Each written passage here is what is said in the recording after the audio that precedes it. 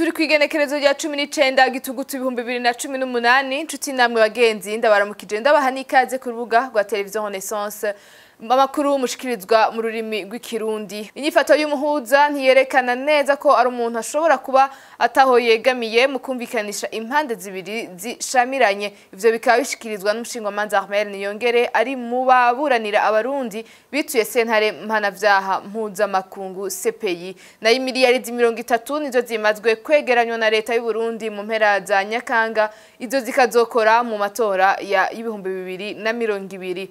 Muyavugwa mu bindi bihugu naho nyakubahwa perezida w'u Rwanda yuguruye kuri no munsi umwaka witiriwe uw'ubucamanza w'2018 ushira 2019.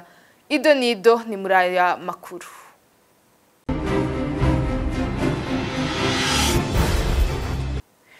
Ndasubiye kubaha ikaze dutangurira n'amakuru yacu mu bijanye na politike ngo kubona abo mu mashira hamwe yigenga badatumirwa mu biganiro bagahamagagwa gusa mu mibonano n'umuhuza ngo ntibihagije. Nyabuna ngo vyari bikwiye ko baba bari mu biganiro kugira ari na hamwe hoba ukutumvikana babe ari nk'ivyabona ko habaye amasezerano. Ivyo bikaba bishikirizwa n'umushingamanza Armel Niyongere ari mu baburanira abarundi bituye sentare mpanavyaha mpuzamakungu CPI.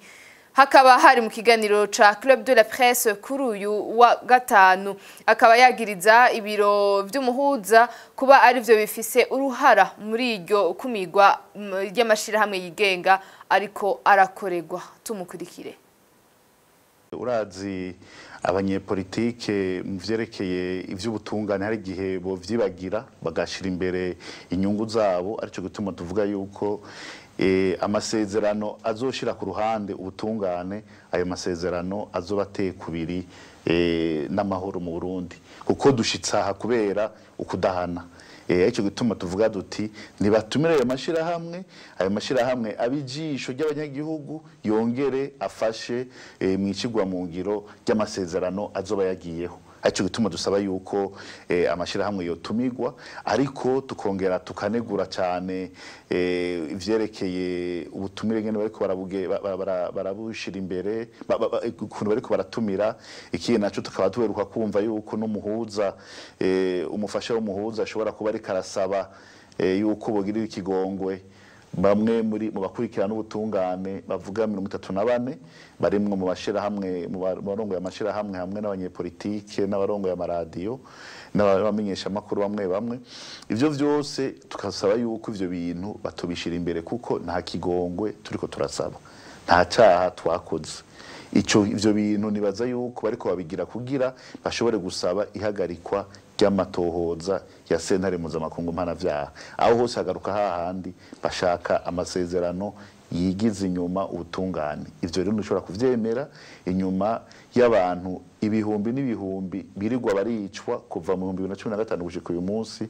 Dushobora kwemera yuko amasezerano azoza adaha ubutungane abarundi. Ubu rero urabona ko leta ikirarondera gushira ku ruhande ikibazo cy'ubutungane kuko leta iratewe ubwoba n'amasezerano yuguruwe na sentare mpuzamakungu mpanavyaha ko ntibazi neza ibizokurikira, ntibazi abazofatwa, ko barazi ko naho bazova ku butegetsi uwakoze icaha akurikirana na sentare mpuzamakungu ategerezwa kuzohagarikwa. Urumva byose n'ibintu bateye amakenga, arico gituma bashaka gukora nka kahise bakavuga bati reka turondera ingene abo bantu bafise imitahe abo 34 tubagirira ikigongwe hama nabo basabe igisata kijaje amahoro n'umutekano mu shira mpuzamakungu isabe guhagarika amatohoza ya sentare mpuzamakungu mpanavyaha. Nivyo mu vy'ukuri biri nyuma y'ivyo leta ishaka mugabo naco vyofasha abarundi mu gihe vyogenda naco vyofasha kuko vyarerekanye muri kahise yuko ingorane z'u Burundi ari ukudahana. Inyuma y'imiryango irenga ibihumbi 200 imaze kwitura sentare imaze kubura ababo, sinibaza yuko amahoro yogaruka ari uko abakoze ivyaha bagiriwe ikigongwe. Inyifato y'umuhuza ntiyerekana neza ko ari umuntu ashobora kuba ataho yegamiye mu kumvikanisha impande zibiri zishamiranye mu gihe ubu biboneka ko nyabuna uyu muhuza ariko arashaka ko abanyepolitike bumvikana ingene bagiriranira ikigongwe babanje kwibagira ikibazo nyamukuru c'ubutungane cotuma ukudahana guharirwa ivomo. Leta ya Nkurunziza ikaba yerekana muri iki gihe ko itewe ubwoba no gukurikiranwa na sentare mpanavyaha mpuzamakungu.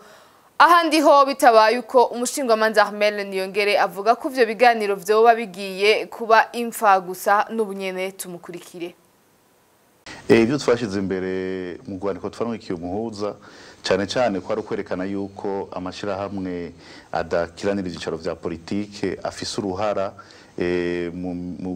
n'intererano mu ngorane ziri mu Burundi.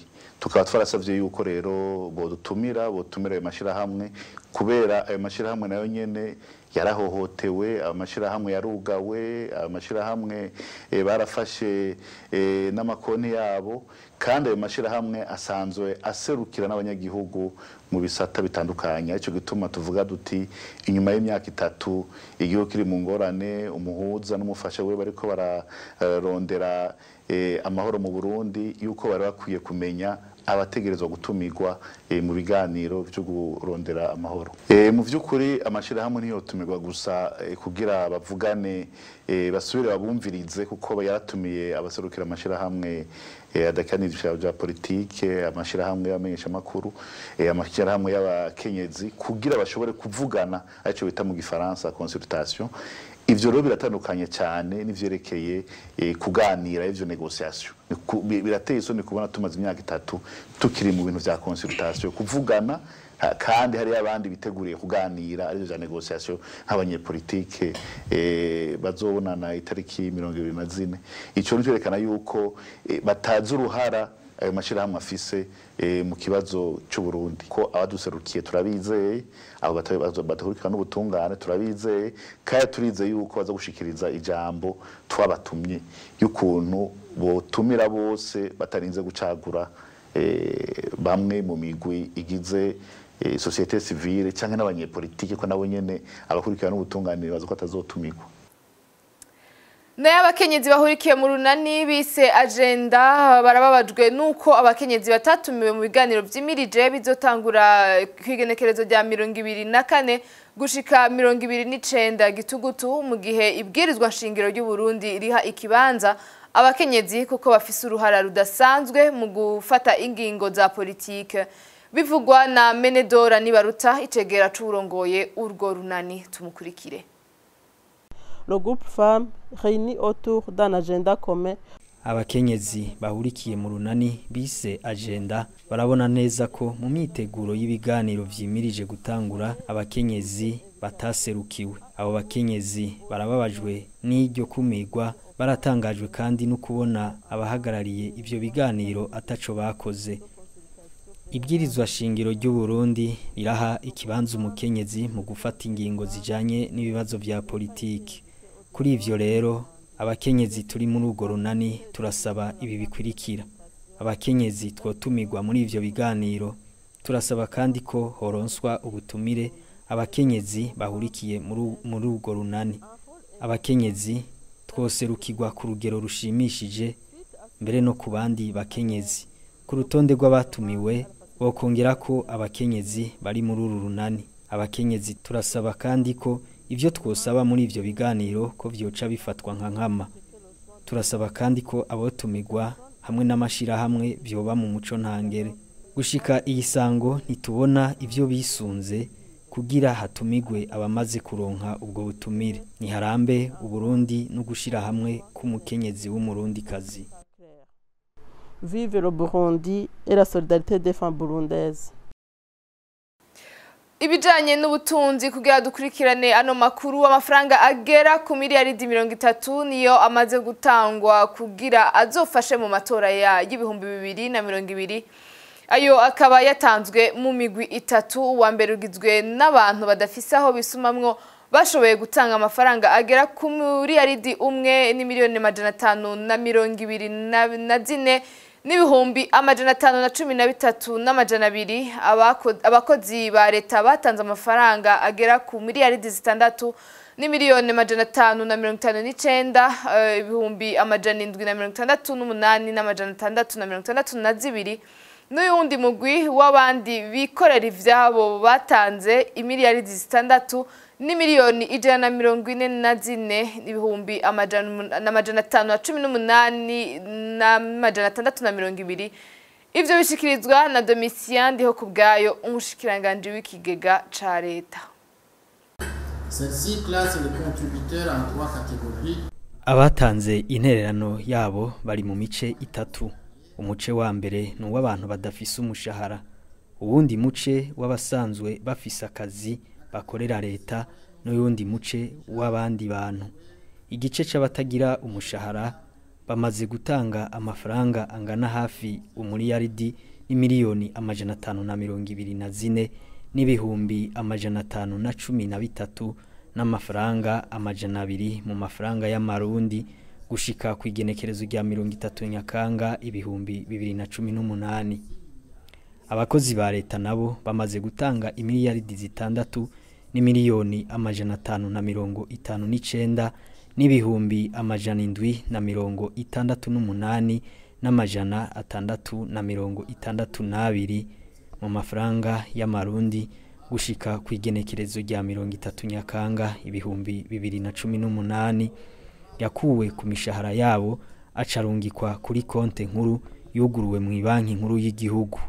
Uyundi muce werekeye abantu batari muri iyo migwi ibiri twavuze gushika ku itariki ya 30 Nyakanga ibihumbi 2018 bamaze gutanga imiliyaridi 6 n'imiliyoni 144 n'ibihumbi amajana 518 n'amajana 622.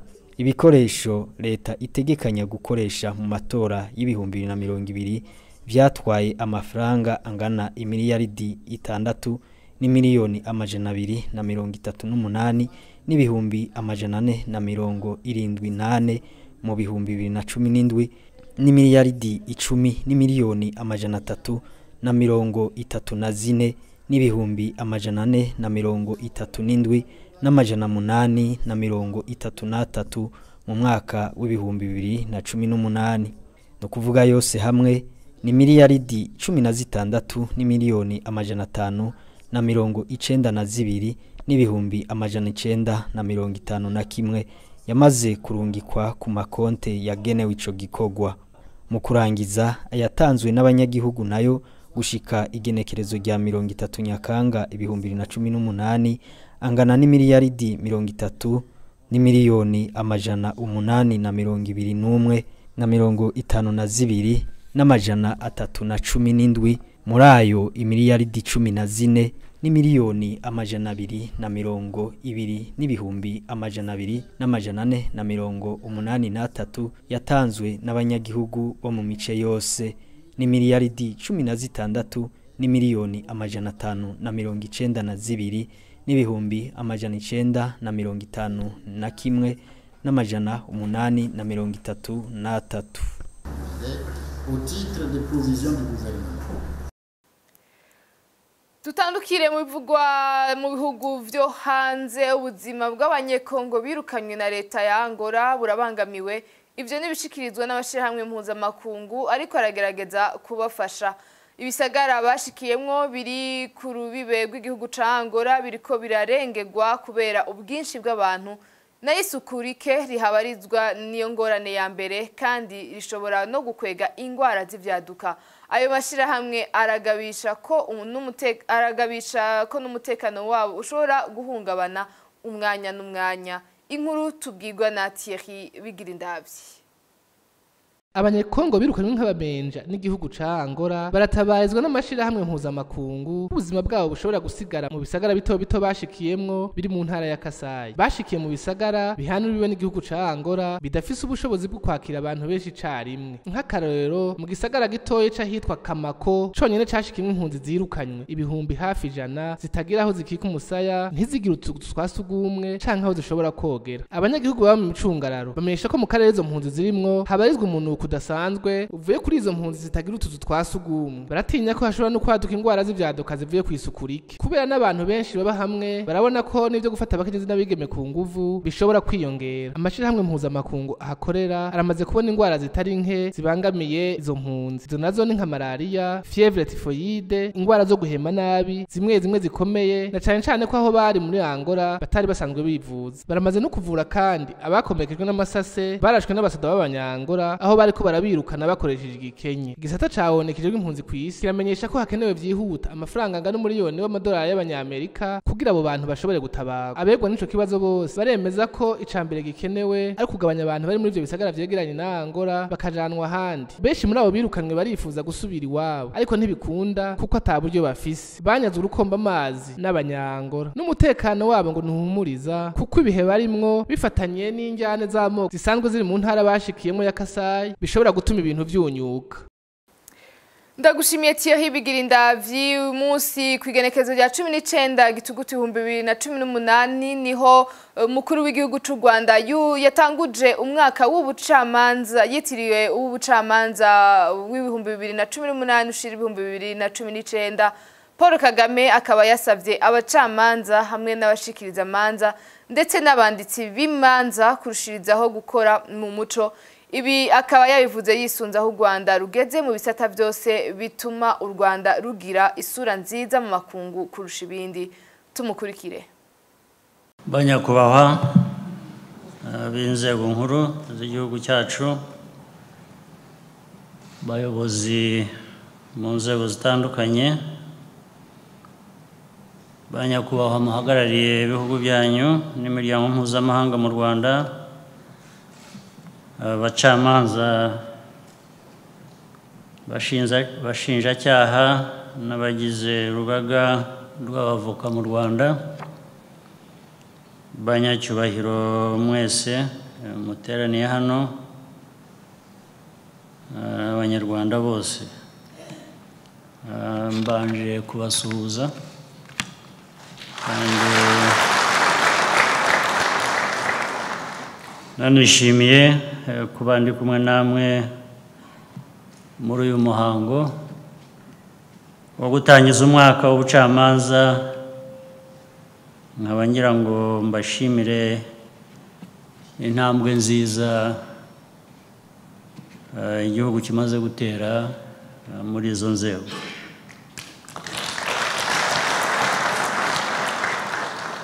Uyu kandi ni umwanya mwiza abaturarwanda twese natwe tubagezaho uko tubona ubucamanza buteye mu gihugu cyacu. Abanyarwanda benshi bubahiriza amategeko kubera ko ari nako bikwiye kandi biri mu ndangagaciro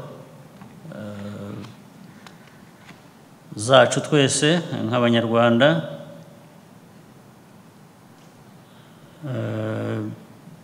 Dushingiye kuri ibyo rero ni ukuvuga ko amategeko yo aza yunganira akanafasha kurandura ibyo bibi tuba dushaka kurandura mu bantu. Ni nayo mpamvu abantu bakurikiza amategeko